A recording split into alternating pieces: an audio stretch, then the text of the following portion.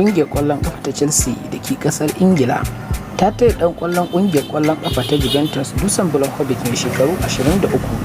kan farashi fam miliyan 70 domin samun ɗaukar ɗan wasan a ƙarshen kakar wasan nan. Ita ma ƙungiyar ƙwallon ƙafan ta Manchester United ɗin da ke ƙasar Ingila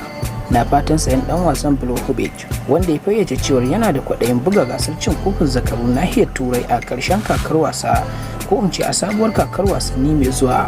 kamar yadda rahotannin suka tabbatar. A nan kuma Leicester City na shirin tuntuɓar tsohon kocin ƙungiyar ƙwallon ƙafa ta Brighton da ƙungiyar ƙwallon ƙafa ta Chelsea Graham Potter kan bashi aikin jan ragama ƙungiyar a baɗi, kamar yadda jaridar Football Insider ta rawaito.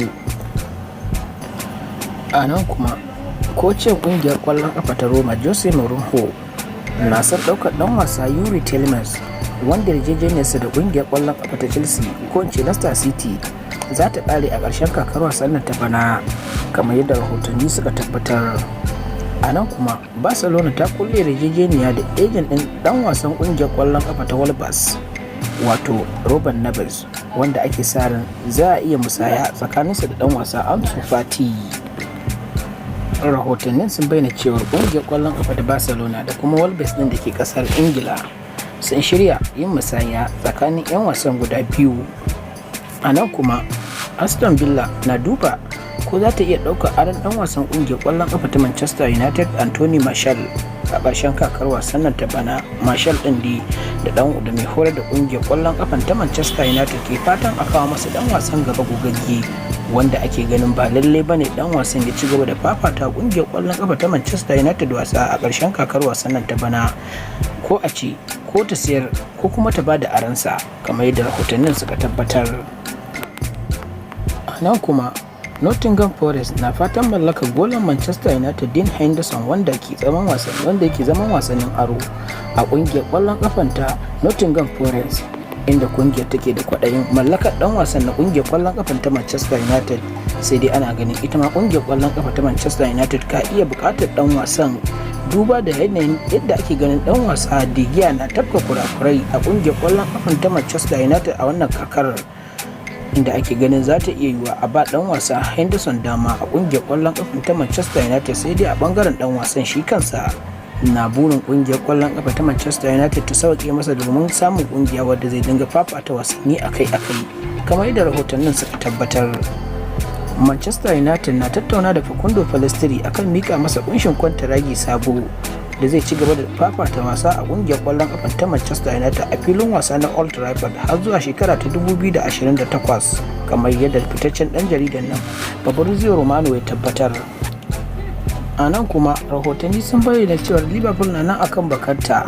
na son daukar dan wasan kungiyar kwallon kafa ta Brighton Alexis McAllister dan kasar Argentina, inda rahotannin suka tabbatar da cewar Liverpool na dab da kullar yarjejeniya da dan wasan, kamar yadda rahotanni suka tabbatar. A nan kuma Manchester City ta yi wa Ika Gundogan tayin sabon kwantaragi mai tsoka da zai karkare a ƙarshen Yunin 2024, da cewar za ta iya ƙara masa kwantaragin shekara ɗaya, wanda Barcelona ke son sayan dan wasan.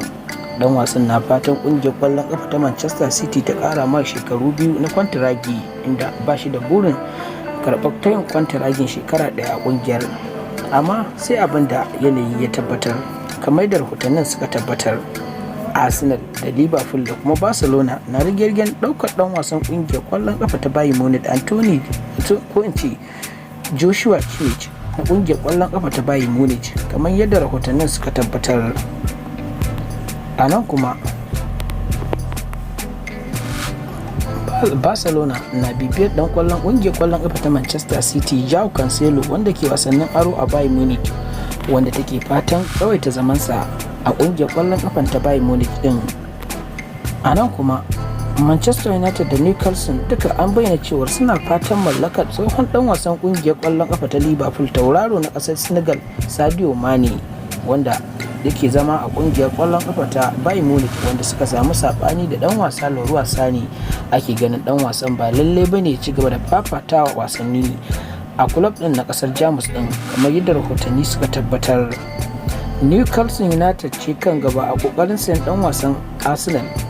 Tierney a ƙarshen kakar wasan nan, wanda Manchester City da Aston Villa duka na duba yiwuwar ɗaukar ɗan wasan na ƙungiyar ƙwallon ƙafa ta Arsenal. A nan kuma kocin Brighton Roberto Di Zerbi ya buƙaci mahukuntan ƙungiyar da kada su sayar da 'yan wasa kamar haka Mitoma da kuma Mark Allister da kuma Moses Caicedo wanda aka bayyana cewa zakarun ƙungiyoyin nahiyar turai na fatan mallakar ɗan wasan a sabuwar kakar wasanni mai zuwa, ko in ce 'yan wasan a sabuwar kakanni mai zuwa kamar yadda rahotannin suka tabbata.